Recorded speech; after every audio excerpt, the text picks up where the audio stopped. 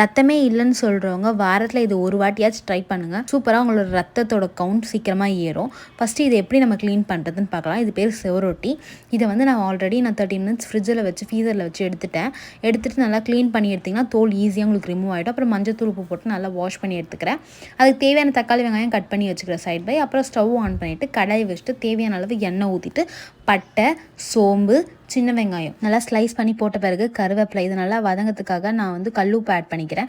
கல்லுப்பு போட்ட பிறகு இஞ்சி பூண்டு விழுது 1/2 டேபிள் ஸ்பூன், தக்காளி, மஞ்சள் தூள், குழம்பு மிளகாய் தூள் 3 டேபிள் ஸ்பூன், பெப்பர் தூள் 1/2 டேபிள் ஸ்பூன் போட்டு நல்லா வதக்கிட்டு எண்ணெய் பிரிஞ்சு வந்தோடனே நம்ம ஆல்ரெடி க்ளீன் பண்ணி வச்சிருந்த செவரொட்டியை இதில் கட் பண்ணி நான் போட்டுக்கிறேன்.